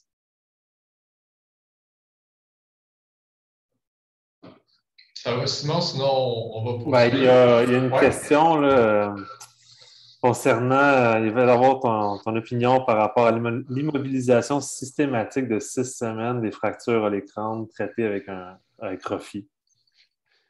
Ouais. Je vous dirais 6 semaines, c'est beaucoup. Je ne poserai pas la question c'est dans quel 6 ou dans quel 6 ça se passe. Je vous dirais qu'une moyenne à l'intérieur de la population orthopédique, c'est à peu près 2 semaines. Ça, c'est ce que moi j'ai appris quand j'étais à la petite école et j'étais à la résidence. Je peux vous dire que dans ma pratique personnelle, je suis probablement la seule personne au Québec à faire ça, c'est 0 jour d'immobilisation. Fait que tous les coudes ici sont vus en priorité 1. En général, quand moi j'opère un coude, je vais texter Anne directement, puis je vais lui dire ça me prend un rendez-vous d'ici 2 ou 3 jours, puis c'est elle qui va me le donner personnellement. Je ne passe pas par la secrétaire pour éviter qu'il n'y ait pas de perte au suivi. Fait que ça, c'est vrai pour mes fractures de l'écran, c'est vrai pour mes refis d'humérus distal, c'est vrai pour mes refis d'humérus proximal, c'est vrai pour à peu près toutes les chirurgies que je fais en trauma qui ont un haut potentiel d'ankylose. Moi, ma job, c'est de m'assurer que ce soit solide. Je teste mes montages péro-opératoires. Fait que je vais faire les amplitudes péra pendant que le patient est sous anesthésie pour voir si c'est du solide mon affaire, oui ou non. Des fois, je vais le faire sous fluoroscopie pour voir s'il y a du mouvement au niveau des fragments, parce que des fois, c'est des fractures cognitives où il y a plusieurs fragments. Mais la plupart du temps, ma consigne pour Anne et pour les autres physios, c'est go, go, go, on bouge. Merci. Puis il y a quelqu'un qui me demande si c'est normal que la diapositive n'est pas la bonne actuellement. Là. On est installé. Ah, OK, vous êtes encore sur les protocoles post-op, là? Oui, c'est ça. C'est parce que moi, j'ai 2 écrans, là. OK, bon. Fait qu'on est rendu ici, c'est parfait. Puis vous, à ce que je vous dis, pas ce qui est écrit, mais OK, on est rendu à la diapositive 5, là. Vous aurez tout accès aux slides, là, si vous voulez. Là, je veux juste voir. OK, séquence. Ils ne suivent pas. Non. OK. Là, vous actuellement, vous voyez séquence générale de réhabilitation post-op. Puis c'est écrit une fois les amplitudes passives rétablies, c'est ça qui est écrit? OK. C'est bon. Je vais la changer ici. OK. OK, c'est bon. Ça vient de changer? Oui? OK, c'est bon. Donc, on parle de renforcement maintenant. OK? Donc, on a des amplitudes qui commencent à avoir du bon sens. On veut développer de la force. Je vous dirais, le message le plus important pour le renforcement, c'est rendu à ce stade-ci de la réadaptation, on ne veut pas de douleur. Souvent, ce que j'observe quand je vois des patients qui sont pris en charge ailleurs, c'est qu'on a commencé beaucoup trop rapidement la phase de renforcement. Puis souvent, ce qu'on dit aux patients, c'est « Ouais, mais t'as mal parce que t'es pas assez fort. Si tu deviens plus fort, tes patrons musculaires vont comme s'améliorer. Puis après ça, la douleur, elle va partir d'elle-même. » Ça, malheureusement, c'est pas quelque chose qu'on a constaté, là, en tout cas chez nos patients puis dans notre expérience. En général, ce qui arrive rendu à cette phase-là, c'est qu'on va irriter les patients. Puis si on a un patient qui n'avait pas beaucoup de douleur jusque-là, puis là, on commence à faire de la force, puis là, il commence à avoir de la douleur, en général, c'est parce qu'on leur en demande trop. Donc, soit trop de répétitions ou des charges trop lourdes, ou des fois des exercices qui sont un petit peu trop complexes pour leur niveau à ce stade-ci de leur réadaptation. L'autre chose aussi, c'est qu'il y a 1001 façons de renforcer un muscle. Puis pour certains patients, un exercice va être excellent, puis pour d'autres patients, pour une raison X, leur exécution de l'exercice n'est pas bonne, puis ça va les irriter, puis ça va devenir contre-productif. Fait que, on entend souvent dans le milieu du sport, là, no pain, no gain. Ce n'est pas du tout une stratégie efficace de renforcement dans le contexte de réadaptation post-opératoire. Tu as quelque chose à ajouter là-dessus? Bon. C'est un message assez simple, mais je vous dirais, on le voit souvent. Donc, dans cette perspective-là, comment est-ce qu'on fait pour doser? Comment on fait pour trouver la bonne intensité au travers de tout ça? Donc, dans les principes généraux, ce que je vous dirais, une autre des choses qu'on observe des fois, c'est que les patients ils reçoivent beaucoup d'exercices. Donc, on peut parler de 10, 12, des fois 15 exercices. Puis quand je questionne les patients, je leur demande, mais là, ça te prend combien de temps à faire tous ces exercices-là? Fait que là, je vais avoir en général 2 réponses. Soit, je ne fais pas les exercices, ou je vais avoir, ça me prend 1 heure, 1 heure et quart, 1 heure et demie. Donc, ce qu'on veut viser, c'est avoir la meilleure compliance possible de la part des patients. Donc, si on leur prescrit un exercice, on aimerait ça qu'il soit bien exécuté et que le patient il le fasse à la maison. Donc, en général, ce qu'on vise comme repère pour nous, c'est 4 à 5 exercices, puis on parle de 30 minutes maximum au total. Tout le monde est occupé, tout le monde a d'autres choses à faire. Ce n'est pas tout le monde qui est passionné par les exercices de physiothérapie en post-op. Les patients, ils ont hâte de reprendre leurs activités fonctionnelles, mais ils ne sont pas excités à l'idée de faire des élastiques. Fait qu'on veut essayer de rendre ça le plus court possible, le plus ciblé possible, avec le moins d'exercices possible, mais on va vraiment essayer d'aller rechercher une qualité dans l'exécution du mouvement. Okay? Encore une fois, on parlait de repères de douleur. C'est normal que le patient il sente que ça chauffe, que ça travaille un petit peu pendant qu'il fasse ses exercices. On parle d'une structure qui a été opérée. On sait que ça génère de l'inflammation, le fait de faire du renforcement. Notre repère, c'est qu'1 à 2 heures post-traitement, sa douleur est revenue au niveau de base. Puis ce que je dis à mes patients dans le quotidien, c'est à tous les matins, quand tu te lèves, il faut que ta douleur soit au même niveau ou moins pire que la veille. Si, quand tu te lèves le matin, tu as plus de douleur que la veille, il faut que tu te poses la question, qu'est-ce que j'ai fait la veille? OK? Donc, c'est un peu ça, les repères qu'on essaie de cibler pour nos patients pour savoir quand on est en train de faire une surcharge du muscle qui est acceptable, mais qui ne rentre pas dans la zone d'irritabilité pour le patient. C'est ce que tu vois. Non, fait que toujours, moi, je dis tout le temps, il ne faut pas que ça dépasse du 2 à 3 sur 10 là, quand je fais de la force, surtout si c'est une réparation musculaire ou tendineuse, parce que là, je vais vraiment aller mettre sous tension ma structure lésée. Fait que là, je sais que c'est dans cette phase-là où je risque le plus d'irriter. Fait que moi, j'accepte du 2 à 3 sur 10, pas plus que ça. Puis, quand on fait la force, on a moins un enjeu d'urgence que quand on essaie de gagner la mobilité. Quand je veux gagner la mobilité, pour moi, ça presse, que je vais accepter un peu plus de douleur, j'ai pas le choix. Mais ici, j'ai le temps, j'ai du temps devant moi, fait que je prends vraiment je suis pas agressive du tout, surtout que moi, souvent, c'est ça a été des réparations tendineuses ou musculaires. Fait que je veux m'assurer que le tendon, le load là, est progressif, que ça se fait doucement, puis c'est ça, pas trop d'exercices. On en voit vraiment, vraiment beaucoup. Je pense que c'est notre job en tant que physio de savoir cibler exactement les exercices qui sont pertinents pour nos patients. Puis il n'y a personne qui fait 10 à 15 exercices là, dans une journée, surtout pas en post-op, où ils sont quand même encore irrités après la chirurgie. Fait que ça, on voit ça vraiment, vraiment, vraiment beaucoup. Fait que, ce que je te dirais, c'est comment tu fais pour cibler tes 4 à 5 exercices pour savoir qu'ils vont être le plus payants possible pour ton patient?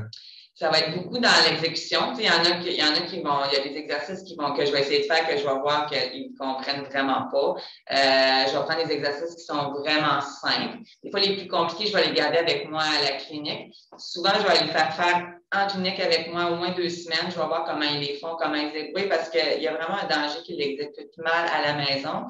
Je vais essayer de trouver un exercice qui va travailler 2-3 muscles en même temps ou 2-3 choses en même temps. Fait que, exemple, un exercice en chaîne fermée ou de la flexion avec de la rotation externe. Fait que je vais savoir que je travaille mes deltoïdes, ma coiffe en même temps. Fait que je vais souvent essayer d'utiliser un exercice qui va travailler 2-3 choses, 2-3 muscles en même temps. Fait que moi, ça va être payant. Fait que je n'aurai pas à en montrer 8, 9 ou 10. Puis ça va être aussi comment le patient, s'il l'aime, s'il sent qu'il travaille bien, s'il n'est pas douloureux. Fait que ça ne sera jamais la même chose d'un patient à l'autre. On peut être bien imaginatif là-dedans. Là.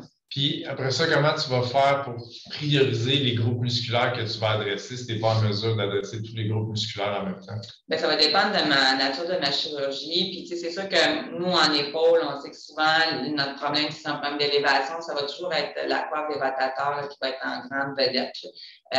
Puis mes deltoïdes. Puis quand le temps me permet, j'ai plus de restrictions, c'est ça, je vais faire un bilan musculaire. Nous, on utilise un bilan musculaire, un dynamomètre manuel avec une cotation en livre. Fait que je sais précisément son haut, mes faiblesses, puis qu'est-ce que je dois travailler. Je ne vais pas le coter immédiatement au début, parce que c'est quand même quelque chose qui est assez exigeant, ça me prend une force à 3+. Mais dès que j'ai des muscles à 3+, moi, j'utilise un dynamomètre pour vraiment objectiver mes faiblesses. Que le patient ait aussi un chiffre en livre, ça, c'est intéressant dans ma progression, puis je vais savoir exactement c'est quoi mes muscles qui sont faits. Puis souvent, on a des surprises. On est vraiment surpris des fois par certaines faiblesses qu'on ne se serait vraiment pas attendu, puis d'autres qu'on pense qu'ils vont être muscles super faibles, puis qu'ils le sont finalement pas tant que ça. C'était exactement là où je voulais amener Anne. Dans le fond, des bilans musculaires, c'est quelque chose qu'on fait chez 100% de nos patients. Okay? Donc, on pense qu'on sait c'est quoi la séquence. On pense qu'on le sait chez un patient en particulier, c'est quoi sa problématique. Puis ça nous arrive de nous tromper, puis ça nous arrive plus souvent qu'on le pense de se tromper. Fait que la seule façon pour nous d'être sûr de ne pas trop se tromper, c'est de justement tester tous les groupes musculaires, puis ça n'a pas à prendre beaucoup de temps, puis c'est pas quelque chose que Anne a fait à toutes les séances. Tu le fais quoi, là, une fois aux 4-6 semaines? Oui, 4-6 semaines. Une fois aux 4-6 semaines, ça permet de rétablir la ligne de base, puis surtout chez des patients chez qui ça ne progresse pas de la façon qu'on l'anticipait, de nous aider à nous remettre en question par rapport à notre démarche. Fait que ça m'est arrivé d'avoir des patients qui sont rendus à 1 an post-opératoire. Je vais vous donner l'exemple d'une patiente qui me vient en tête. J'ai fait une synovectomie du genou. Okay? C'est une patiente qui avait un tableau inflammatoire. Ça peut avoir l'air d'une petite chirurgie. On fait ça en arthroscopie avec 2 toutes petites incisions. C'est une chirurgie majeure. Okay? On était rendu à 1 an en post-op. Puis la patiente avait plus d'enflure au niveau de son genou. Cet aspect-là était rétabli. Mais elle est rentrée dans mon bureau, puis elle était visiblement affectée. Elle pleurait, elle était très émotive. Elle n'était pas en mesure de se rendre à l'épicerie pour faire son épicerie. Puis, quand je l'ai questionné un peu sur sa démarche de réadaptation, parce que là, ça faisait 1 an qu'elle était vue en physiothérapie, j'ai demandé c'était quoi les exercices qu'elle faisait.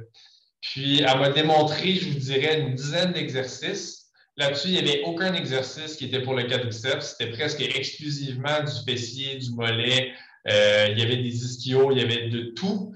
Mais il n'y avait aucun exercice pour le quadriceps. Puis, j'ai demandé de s'asseoir sur la table d'examen puis de faire une extension résistée du genou. Avec 2 doigts, j'étais capable de l'empêcher de faire une extension du genou. Donc, chez cette patiente-là, l'enjeu, tout simplement, c'était qu'on n'avait pas identifié qu'elle avait une faiblesse du quadriceps puis que c'était ça qui limitait sa progression.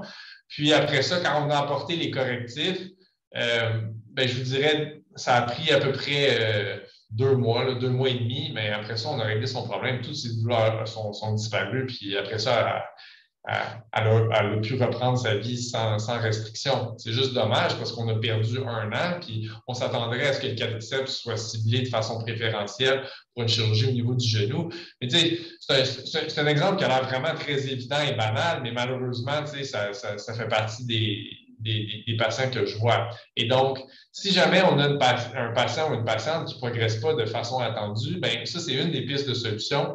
On peut revenir en arrière, faire un bilan musculaire, puis des fois, justement, ça va nous amener sur des pistes de réflexion qu'on n'aurait pas pensé initialement. Pour certains de nos patients de chirurgie d'épaule, on met beaucoup l'accent sur la coiffe, sur le deltoïde antérieur, comme Anne dit. Chez certains patients, ils ont des faiblesses au niveau du biceps, ils ont des faiblesses au niveau du pectoral, des affaires qu'on n'anticipe pas du tout. Donc, de l'ADD, déduction résistée, des fois, c'est la plus grande faiblesse que les patients ont, puis ça nous amène à nous questionner un peu sur notre démarche. Fait que ça, il faut rester humble par rapport à ça, puis il faut rester ouvert au fait que justement, des fois, nos hypothèses, c'est pas toujours les bonnes. Malgré beaucoup d'expérience qu'on a, là, ça fait plus que 15 ans qu'il a fait de la réadaptation post-opératoire. Fait que malgré ça, on se fait régulièrement surprendre. Des questions, Simon? Il y a 2 questions. Moi, malheureusement, j'ai une patiente qui s'est rajoutée à mon horaire en urgence. C'est correct. On veut ça d'urgence en physiothérapie, donc il y en a une dans mon horaire qui s'est rajoutée. Samuel Trottier-Lapointe, vice-président de l'association, va prendre la relève. Parfait. Donc, il y a des questions. Merci beaucoup, puis désolé de partir aussi vite. Il n'y a pas de problème, merci. Merci. On s'en reparle. Ouais. Yes, fait que je vais reprendre pour les questions. Il y en avait 2, effectivement, comme Simon dit, qui étaient pour l'instant non répondues. Il y avait Marie-Christine qui demandait quand on dit que la douleur doit disparaître 1 à 2 heures pour le renforcement, est-ce qu'on peut recommander quand même la glace chez un client irritable ou on devrait opter vers diminuer l'intensité? Absolument. Je veux dire, tout ce qu'on a dans notre arsenal, puis je sais qu'on a eu des questions là-dessus, on pourra en parler tantôt, là. Tylenol, anti-inflammatoire, toutes ces choses-là, surtout dans les phases tardives de réadaptation, on s'en sert. Moi, des fois, je fais des infiltrations de cortisone en post-opératoire. C'est des affaires qui sont un peu extrêmes, là, mais oui, on se sert de toutes les stratégies analogues qu'on a parce que l'idée, c'est que si on est capable de renforcer le patient suffisamment, un jour, la démarche de réadaptation va finir. OK? Donc, ce ne sera pas ad vitam aeternam que ce patient-là va devoir faire ces mêmes exercices pour maintenir sa masse musculaire et tout ça. L'espoir pour le patient, c'est qu'un jour, ça va arrêter. Et puis quand on va arrêter de faire ces exercices-là, bien, ça va arrêter de l'irriter. Ce qu'on veut, ce n'est pas entrer dans une démarche où on cause de l'irritabilité chez le patient, où la douleur devient un obstacle au renforcement. Parce que ce que nous, on constate chez nos patients, c'est que les patients qui ont trop de douleur vont trouver des stratégies alternatives ou vont recruter d'autres groupes musculaires pour ne pas solliciter les groupes musculaires qui sont douloureux. Puis, même si on fait des gains, des fois en termes de charge ou en nombre de répétitions, des fois, on développe des nouvelles stratégies de compensation. Je vais vous donner un exemple. C'est une patiente qu'on a suivie pendant 2 ans en physiothérapie ici.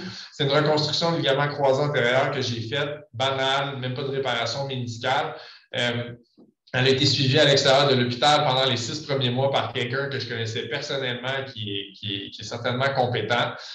Rendue à 6 mois post-opératoire, elle était toujours en béquille, elle n'était pas capable de marcher, elle n'avait aucune endurance à la marche, puis elle avait des douleurs significatives à la face antéromédiale de son genou, là, au niveau de la patte droite. Puis, dans ses exercices, était rendue, je pense, à progresser vers un squat unipodal. Okay? Elle faisait de la chaise au mur depuis longtemps, elle faisait des fentes, des choses comme ça. Quand j'ai fait venir la patiente pour la première fois en physiothérapie à l'hôpital, juste conduire son véhicule de Boucherville jusqu'à chez nous, c'est un trajet d'à peu près 15 minutes pour la patiente, était complètement épuisée, elle n'avait plus d'énergie. Puis ce qu'on s'est rendu compte, c'est qu'elle n'était même pas capable de faire une contraction isométrique de son quadriceps. Fait que cette patiente-là a réussi à faire 6 mois de physiothérapie en post-opératoire, faire de la chaise au mur, faire des fentes, faire toutes sortes d'exercices en chaîne fermée sans jamais recruter son quadriceps.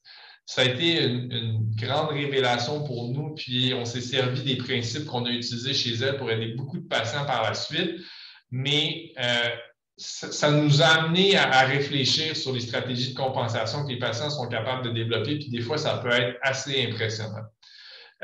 Donc, la glace, oui, définitivement. Mais c'est ça, il faut rester sensible justement à l'effet pervers de la douleur quand on arrive dans la phase de renforcement. Il faut toujours valider que c'est les bons groupes musculaires qui travaillent, soit avec des stims, soit juste manuellement s'assurer que le bon muscle contracte au bon moment. Puis c'est comme ça en général qu'on va être capable de faire progresser les patients. Super, merci. Puis on avait une autre question de Christelle. Je reçois des clients au privé qui passent par l'urgence, mais qui n'ont pas de suivi ortho. Quand ça n'avance pas en physio, quelles sont nos ressources pour un suivi ortho au lieu de passer par le médecin de famille? C'est pas facile. Hein? Donc, les références en deuxième ligne, si vous ne travaillez pas à l'intérieur d'une structure établie, à l'intérieur d'un CIS ou d'un CIUS, ou si vous n'êtes pas un physiothérapeute en pratique avancée qui travaille en collaboration avec des médecins d'un UMF ou quoi que ce soit, c'est sûr que des références directes, physio, ortho, c'est difficile. Moi, dans ma pratique personnelle, c'est sûr qu'il y a des gens qui m'envoient des courriels, puis je facilite des choses comme ça. C'est un réseau qui est très informel, puis je ne peux pas prendre en charge tous les patients du Québec. Ce que je vous dirais, c'est autant que possible, essayer de trouver un partenariat avec soit un médecin ou une infirmière praticienne spécialisée, puis parlez-leur de cette problématique-là, puis les consultations pourront être remplies au nom de ces personnes-là. Puis, encore une fois, si vous travaillez dans un environnement où il y a des orthopédistes, n'hésitez pas à essayer de faire les premiers pas, puis à prendre contact avec ces gens-là. Puis peut-être qu'eux, ils pourront vous proposer d'autres stratégies pour communiquer directement avec eux. Là. Mais c'est sûr que moi, j'ai une base de référence avec des gens avec qui je travaille, qui m'envoient des courriels pour dire hey, « tu peux-tu voir cette patiente-là? » Puis je leur demande pas nécessairement de passer par un médecin de famille pour les voir. Good. Ouais, on sait toujours que c'est une situation qui est relativement difficile quand même. Là. Pour l'instant, je n'ai pas d'autres questions. Okay. Parfait. Donc, on continue de progresser. C'est sûr qu'on s'approche de 1h30. Si on ne fait pas le tour de tout le contenu, on pourra certainement faire d'autres webinaires par la suite en fonction de vos commentaires aussi. Là, on pourra poursuivre la discussion à un autre moment. Donc, quand on arrive dans les phases tardives de la réadaptation, donc on dirait que, donc, entre autres, parce que nous, on fait des bilans musculaires, donc on peut savoir que les patients se retrouvent à 10 à 15 de déficit par rapport au côté contralatéral. Là, fait que souvent, c'est ça notre point de repère. Là, à ce moment-là, on va commencer à introduire des exercices complexes fonctionnels, de la proprioception, des fois de la pliométrie, puis on va commencer à parler de retour au sport ou de retour au travail. C'est rare qu'on va faire ces choses-là avant qu'on ait comblé le déficit de force. Donc, si on pense par exemple à des reconstructions de ligaments croisés antérieurs, nous aussi, on a une machine de Sidex, puis c'est ça nos critères pour commencer une démarche de retour au sport. Après ça, quand est-ce qu'on arrête le suivi en physio? Ben, c'est simple. Quand le patient n'a plus de limitation et qu'il a réussi à rencontrer ses objectifs. Fait que, ça peut avoir l'air un peu vague et nébuleux, mais pour nous, on n'a pas des critères de temps à l'hôpital. Heureusement, l'hôpital est assez flexible là-dessus. Fait quand on a des patients qui ça fait 2 ans qui sont en physio, puis on a des patients qu'on voit juste de façon ponctuelle 1 ou 2 fois. C'est sûr que ce n'est pas des suivis à 2-3 fois par semaine qu'on offre pendant 2 ans, mais on suit les patients jusqu'au bout, là. Voilà. OK. On va continuer. Donc, c'est quoi les tips and tricks? Ce que je vous dirais, c'est pour avoir du succès, il faut se remettre en question. Il faut valider toujours ces interventions pour en confirmer l'efficacité. Fait que, on parlait tantôt de rhum passif versus rhum actif assisté. Si vous ne mesurez pas au gogno avant puis après, vous ne saurez pas si vos interventions ils portent fruit. Puis quand vous êtes rendu à la phase de renforcement, si vous ne testez pas avec un dynamomètre ou vous ne trouvez pas d'autres façons d'objectiver, donc par exemple qu'un patient soit capable de lever des charges plus lourdes, d'accomplir le même geste mais avec une meilleure efficacité ou faire plus de répétitions d'un même exercice, si vous ne trouvez pas des façons d'objectiver vos interventions, vous ne saurez jamais si ce que vous faites, ça marche ou pas. Donc, essayez de trouver des façons de vraiment objectiver et de quantifier vos interventions. Ça va vous donner des points de repère quand vous allez vous remettre en question. Après ça, n'hésitez pas à demander conseil. Ici, comme je vous dis, on a une approche très ouverte, très collaborative. On a 5 physios qui travaillent ici, puis tout le monde n'hésite pas à se parler des cas complexes. Puis, ne pas négliger donc l'aspect psychologique de la réadaptation du patient. J'ai eu un autre exemple, une patiente réparation de coiffe des rotateurs, suivi post-opératoire initial difficile, regagner les amplitudes difficiles, très irritable au niveau du renforcement. À 6 mois post-op, elle s'est fait un chum. Du jour au lendemain, sa douleur est disparue, puis on l'a accompagnée un autre mois après, puis c'était réglé. OK? Fait elle s'en rappelle, c'était une de ses patientes. Je l'ai opérée pour sa 2e épaule après, puis sa réadaptation a été beaucoup plus rapidement. Elle est encore avec son chum, ils sont bien heureux. Fait que c'est niaiseux, là, mais je veux dire, le psychologique, ça a un impact majeur sur la gestion de la douleur, la perception de la douleur, ça combiné à l'anxiété du patient post-opératoire. Fait que si vous êtes juste capable d'écouter le patient, répondre à ses questions, puis réagir face à son anxiété, puis accompagner le patient là-dedans, puis créer un environnement où le patient il se sent en sécurité, déjà, vous allez en avoir fait beaucoup, puis vous n'aurez même pas encore touché au patient. Fait qu'il ne faut pas négliger cet aspect-là. À la fin, donc, ce que je vous dirais, c'est qu'on avait un petit cas clinique rapidement qui illustre les points que j'ai mentionnés. On peut sauter ça si on a d'autres questions. Sinon, rapidement, je peux passer au travers du cas clinique. Pour l'instant, moi, je n'ai pas de questions. Parfait. Ouais. Fait qu'on va passer rapidement au travers du cas clinique, puis ça va illustrer les points qu'on a déjà parlé. OK? Donc, M. X a eu une chirurgie de réparation des coifes des rotateurs il y a 2 semaines. C'est un patient qui est en grande douleur, il ne dort pas la nuit, puis il s'inquiète si un jour il va être normal. Ça fait déjà 2 ans qu'il a mal à l'épaule avant de se faire opérer. Il porte son attelle de Stevenson, donc une attelle thoraco-brachiale avec le bras en rotation interne, 24 heures sur 24, puis il ne s'est pas lavé depuis la chirurgie. Qu'est-ce qu'on fait rendu là? Fait que ça, je vous dirais que c'est pas mal le quotidien de Anne. Ce n'est pas une situation qui est hors norme. Elle en voit beaucoup de ces patients-là. Donc, qu'est-ce qu'on fait avec ce patient-là? La première chose, vérifier que le patient, s'il prend sa médication, on en a parlé tantôt, c'est pas rare que les patients sont en grande douleur puis ils n'ont même pas pris du Tylenol. Okay? Donc, ça, il faut absolument explorer ça avec le patient. Après ça, il faut rassurer le patient que c'est normal qu'il y ait de la douleur après une chirurgie. Après ça, ce qu'on va vouloir faire, c'est établir doucement un contact avec le patient puis faire prendre conscience qu'on peut commencer à mobiliser doucement sans créer de la douleur. Fait qu'on va s'attaquer à son coude, son poignet puis sa main. L'idée, c'est d'établir un contact, mais de ne pas générer de la douleur puis créer un climat de confiance, comme on a dit. Après ça, on peut évaluer doucement les amplitudes passives. On n'insiste pas, on ne pousse pas dans la douleur. On veut juste voir grossièrement d'où on part pour établir une ligne de base. Puis après ça, on va lui donner tous les conseils dans son quotidien par rapport à son hygiène personnelle, par rapport à la possibilité de prendre sa douche, par rapport à des stratégies pour l'aider à dormir et avoir moins de douleur. Puis ça va déjà l'aider grandement. OK? Puis, on va aussi revoir, évidemment, les restrictions post-opératoires avec le patient pour s'assurer qu'il ne fait pas des choses qu'il n'a pas le droit de faire. À la deuxième séance, M. X, il a toujours de la douleur, mais il a moins de douleur qu'avant. Il bouge le coude puis le poignet. Il a pris sa médication avant son rendez-vous de physio, comme vous lui aviez demandé. Là, on est rendu à la deuxième rencontre. Donc, l'objectif de la séance, c'est de travailler les amplitudes passives. On peut parler d'actifs assistés aussi, si on veut, donc, en flexion et en rotation externe, on va travailler plus souvent sur le dos, comme Anne dit, pour essayer d'éviter les mauvais patrons scapulo-thoraciques. On avertit le patient avant de commencer l'immobilisation que cette partie-là, ça se peut qu'elle soit un petit peu douloureuse ou inconfortable, mais que vous allez trouver un système de fonctionnement avec le patient où quand il vous dit d'arrêter, vous allez effectivement arrêter. Okay? Puis, vous allez expliquer au patient que ce que vous visez, c'est d'avoir un progrès, une progression constante de semaine en semaine, qu'il va y avoir des bonnes journées et des moins bonnes journées, mais qu'on va porter attention à la tendance des choses. Okay? Par la suite, donc, quand la relation est bien établie, bien, le patient va être capable de tolérer un peu plus d'inconfort que pendant les premières séances. Il va aussi être un petit peu moins anxieux. Puis, il va être capable de se détendre un petit peu plus quand vous faites les mobilisations parce qu'il va savoir que quand il vous dit d'arrêter, vous allez arrêter. Okay?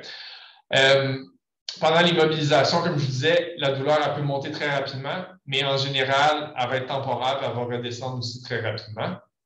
Une douleur qui est constante, okay? Puis qui ne va pas fluctuer avec les mobilisations ou qui est constante pour le patient dans la journée, c'est des douleurs des fois qui peuvent être neuropathiques. Puis ça, c'est quelque chose qui est inquiétant parce que ça va influencer beaucoup la réadaptation. C'est des douleurs que je traite de façon très agressive. En général, je vais débuter de la médication spécifique pour ça. Une des façons d'essayer de voir si notre patient présente ce genre de douleur-là, c'est qu'il va avoir une sensibilité ou toucher léger à sa cicatrice chirurgicale. Donc, si on fait juste effleurer la peau, ou des fois, le patient il va vous dire « j'ai de la misère à tolérer les vêtements, je sens que ça brûle, des chocs électriques », puis que cette douleur-là, elle ne sera pas modulée par vos interventions. En général, ce n'est pas une douleur qui est inflammatoire ou une douleur d'irritabilité. Ça peut être une douleur neuropathique. Et à ce moment-là, il y a des médications spécifiques comme le prégabalin ou le gabapentin qui peuvent être utilisés dans ce contexte-là. Puis je vous dirais, ce n'est pas si rare que ça que je vois ça dans ma clientèle de patients. En général, à 2 semaines, quand je vais identifier ça, mon premier rendez-vous post-op, je vais les partir tout de suite sur cette médication-là. Moi, je suis extrêmement agressif là-dessus. Mais sachez que cette douleur-là, là, qui est vraiment pas en lien avec vos interventions, puis qui est constante tous les jours, qui n'est pas améliorée ni par le Tylenol, ni par la morphine, ni par des anti-inflammatoires, ça pourrait être ce type de douleur-là. Puis vous pourriez sonner un peu l'alerte au chirurgien de dire est-ce possible qu'on fasse face à ce type de douleur-là. Ensuite, donc évidemment, quand on teste les amplitudes, on mesure au gonio. Une des autres façons aussi, puis une des stratégies qu'on utilise beaucoup, c'est le fait de donner des chiffres aux patients, ça les motive. Okay? Fait que souvent, vous allez entendre des patients crier dans notre gymnase, mais après ça, on va leur dire un chiffre, puis ils vont être heureux après. Fait que, le fait de leur donner vraiment un chiffre, ça valide un peu l'effort ou leur tolérance à la douleur. Ça leur donne une espèce de récompense. Ça peut avoir l'air un peu niaiseux, mais les patients, ils s'accrochent beaucoup à ces chiffres-là. Fait que c'est vraiment une bonne stratégie de motivation pour nos patients. Puis on en arrive à la dernière slide où je mentionne rapidement c'est quoi les erreurs les plus fréquentes qu'on a constatées, puis ça peut nous amener à réfléchir un peu sur notre pratique. Les erreurs les plus fréquentes qu'on voit, c'est qu'on ne mesure pas. On ne vérifie pas quand on fait du renforcement l'activation musculaire pendant les exercices. Fait que là, je parlais des stratégies de compensation. Fait qu'à toutes les fois que vous prescrivez un nouvel exercice, ce serait bien qu'au moins de façon manuelle, vous palpiez le groupe musculaire que vous ciblez pour s'assurer qu'il y a effectivement une contraction qui provient de ce groupe musculaire-là. Si on ne vérifie pas l'exécution des exercices par le patient, donc on lui prescrit beaucoup d'exercices, mais on ne vérifie pas l'exécution. Finalement, les patients ils font ça tout croche, donc ils vont s'irriter. Ne pas valider l'adhérence du patient au plan de traitement. Fait on lui donne un paquet d'exercices, on ne vérifie pas s'il les a faits ou s'il les comprend bien. On ne valide pas avec le patient est-ce que c'est réaliste ce qu'on lui demande en fonction de ses objectifs personnels puis de sa réalité personnelle. On progresse trop rapidement dans les protocoles, je vous l'ai dit à plusieurs reprises. On n'a pas atteint nos amplitudes, on commence à faire de la force. Puis, on continue à faire la même chose qui ne marchait pas avant pendant trop longtemps. Donc, ça aussi, ça revient donc au fait de ne pas mesurer. Donc, si on ne mesure pas, ça va être difficile de savoir c'est quoi qui ne marche pas dans notre approche. Puis, on va poursuivre longtemps sans avoir d'amélioration pour le patient. Puis, là, malheureusement, il va se chroniciser. Puis, plus il se chronicise, plus c'est difficile à réchapper par la suite. C'était un peu ça les points généraux qu'on voulait discuter aujourd'hui. On espère que ça a répondu à certaines des questions. On peut peut-être finir pour ceux qui ont encore un petit peu de temps pour répondre aux dernières questions qui n'avaient pas été adressées. Puis si jamais vous voulez qu'il y ait d'autres webinaires qui portent sur ce sujet-là, puis qu'on parle de choses plus pointues peut-être, on pourra le faire aussi. Là. Vous transmettrez vos commentaires à l'équipe de l'Occupé. Mais merci pour votre attention. Tout à fait, on va être à l'affût. Là, si vous avez des questions, commentaires, là, toujours info@occupé.québec va être disponible. Et on aurait 2 dernières questions. Puis pour ceux qui ont encore du temps, puis on va profiter du temps de Dr. Léger avec nous.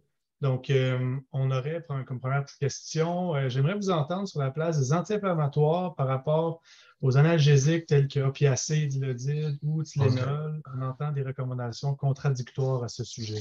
Oui, c'est une super bonne question. Là, puis je vous dirais, on n'a pas beaucoup de bonne littérature là-dessus. Là. L'aversion des anti-inflammatoires vient de 2 choses. Okay? Dans notre clientèle post-opératoire, on a des patients âgés qui ont des comorbidités, entre autres hypertension et d'autres enjeux. Il y a des patients, des fois, qui prennent des anticoagulants, donc des médicaments qui vont éclaircir le sang. Il y a des patients qui vont avoir de l'insuffisance rénale chronique. On sait que chez les patients qui ont des comorbidités, les anti-inflammatoires, ce n'est pas toujours une bonne option pour ces patients-là, puis ça peut causer d'autres problèmes. Fait que ça peut être une raison pourquoi le patient en question n'a pas reçu d'anti-inflammatoire de la part de son chirurgien.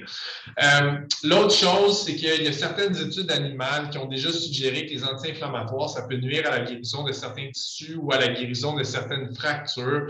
Donc, c'est pour ça que ce n'est pas toujours une stratégie qui est mise de l'avant, autant dans le traitement des fractures que dans la gestion post-opératoire. Ce que je vous dirais pour illustrer l'exemple un petit peu, encore une fois, pour reprendre un exemple dans l'épaule, je fais beaucoup de chirurgie de la coiffe des rotateurs, je fais des réparations de coiffe des rotateurs. L'enjeu principal chez ces patients-là en post-opératoire en termes de complications chirurgicales, c'est la guérison du tendon.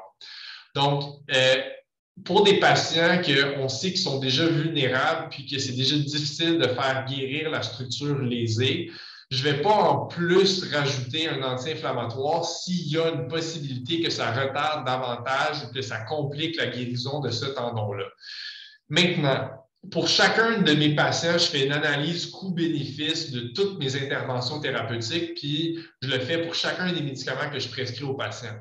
Donc, il y a des patients que je ne prescrirai pas d'anti-inflammatoire lors de la journée de la chirurgie, que je vais revoir en post-opératoire à 2 semaines, que je vais identifier un patron inflammatoire de douleur, que je vais parler avec mes physiothérapeutes qui vont me dire « Écoute, ce patient-là, il a mal, on a de la misère à le soulager, ça nous limite dans notre réadaptation. » Puis après ça, moi, je vais faire une analyse coût-bénéfice, puis je vais décider si ça vaut la peine d'y embarquer un anti-inflammatoire à ce stade-là, sachant que ça peut nuire à la guérison de mon tendon. Si c'était une plus petite déchirure, je ne suis pas trop inquiet de ma réparation, je vais dire « OK, ça vaut la peine, je vais y partir. » Chez un autre patient qui a une déchirure de coiffe massive, je vais peut-être dire « Regarde, je ne suis pas trop inquiet que ce patient-là, il va être raide. On va attendre une couple de semaines, lève le pied, pousse pas trop dessus, on va réévaluer ça dans 2 ou 3 semaines, puis après ça, peut-être, je vais commencer l'anti-inflammatoire quand on va être sorti de la phase aiguë de guérison. » Donc, ça, c'est mes réflexions personnelles par rapport à ça, mais il y a des raisons médicales et il y a une certaine littérature qui va à l'encontre de l'utilisation des anti-inflammatoires pour certains patients.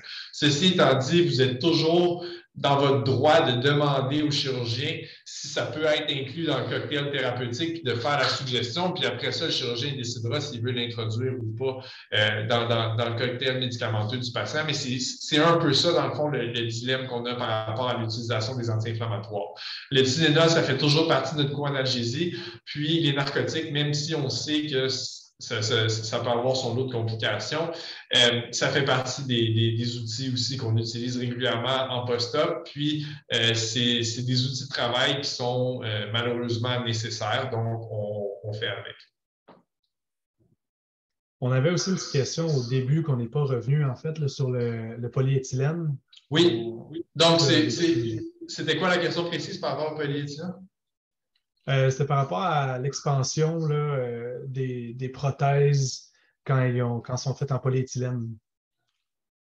Donc, de l'expansion des prothèses. Donc, on parlerait du volume de la prothèse à l'intérieur du genou. Parce que ce que je vous dirais par rapport aux prothèses de genoux, c'est que oui, les couplages, c'est métal et polyéthylène. Pour des prothèses de hanche, on peut avoir d'autres formes de couplage. On peut avoir, par exemple, métal-métal ou céramique-céramique. Quand on parle de prothèses de genoux en général, on parle effectivement de métal et polyéthylène. Le polyéthylène qu'on utilise pour les prothèses de genoux, c'est des polyéthylènes qu'on dit hautement réticulés. Fait que c'est des polyéthylènes qui sont à très haute densité et qui doivent résister à la déformation. C'est pour ça qu'on prévoit, on anticipe avoir une meilleure durée de vie des prothèses aujourd'hui que ce qu'on faisait il y a 10 ans, 15 ans, 20 ans. C'est parce qu'on a une meilleure performance, dans le fond, dans le design puis dans l'ingénierie des polyéthylènes qu'on utilise. On utilise aussi des polyéthylènes avec de la vitamine E qui est là pour nuire à des phénomènes d'oxydation. Je vous épargne les détails techniques de ce côté-là. Mais par rapport à l'expansion du polyéthylène, je ne suis pas sûr de saisir la question parce que le polyéthylène n'est pas supposé se déformer au niveau de la prothèse. Et pas supposé prendre de l'expansion. Donc, si vous avez l'impression que le genou d'un patient qui a eu une chirurgie pour une prothèse de genou prend du volume, ça ne devrait pas être en lien avec sa prothèse. C'est peut-être signe que ce patient-là a de l'enflure à l'intérieur de son articulation, de l'enflure secondaire à de l'inflammation tout simplement normale en période post-opératoire ou peut-être une infection à bas bruit qui s'installe. Donc, je ne suis pas exactement sûr comment répondre à la question, là, mais ce que je vous dirais, c'est les composantes qu'on met en termes de prothèse, ça ne devrait pas fluctuer en termes de volume. Super, c'est bon. Je vais prendre une dernière question. Je m'excuse, je sais qu'il y en a d'autres, là, mais on en avait une dernière. Là. Marjorie qui a écrit « De mon expérience, 20 ans de physio post-op à l'épaule, j'ai toujours constaté qu'en stade initial, par exemple, post-réparation, courbe de rotateur ou banc-corps ou prothèse d'épaule, sont les... Mon Dieu, j'ai toujours constaté qu'en stade initial, sont les patients particulièrement soulagés par un support sous coude et avant-bras. Le Stevenson n'offre pas ce support car n'a aucune bande au cou. Est-ce que c'est tout de même votre premier choix d'immobilisation post-op? C'est une super bonne question. Quand j'étais aux États-Unis, évidemment, tout le monde a des assurances privées. Là. Fait que les immobilisations qu'on mettait, c'était des super belles orthèses à tête Dogjoy là, qui étaient coussinées. Il n'y avait pas d'immobilisation en rotation interne, on faisait des immobilisations en rotation neutre. Il y avait ce support-là que vous mentionnez là, au niveau du coude. Puis c'est certainement une immobilisation qui est nettement supérieure à ce que le Stevenson offre. La seule raison pourquoi on utilise le Stevenson, c'est parce que c'est remboursé par la RAMQ, puis nos patients ne sont pas en capacité de payer pour des orthèses plus chères. Sinon, demain matin, je migrais vers un autre type d'orthèse. D'ailleurs, j'avais eu des conversations initiales quand j'étais revenu des États-Unis pour changer le type d'attelle qu'on allait utiliser. Puis finalement, je me suis rendu compte que ça allait être plus simple de faire voir mes patients rapidement en physiothérapie puis de les mobiliser de façon précoce plutôt que de poursuivre cette alternative-là. Mais certainement, si vous avez des patients qui sont en moyen, je ne pense pas qu'il y a beaucoup de chirurgiens qui seraient opposés à ce qu'on aille pour une immobilisation en rotation neutre avec support autour du cou puis support au niveau du coude parce que oui, c'est sûr que les patients ils sentent que leur bras est lourd, qu'il pend, ils ne se sentent pas bien supportés puis ça cause des tensions au niveau du trapèze, au niveau de la région cervicale. C'est sûr que vous avez à travailler ça, il n'y a aucun doute.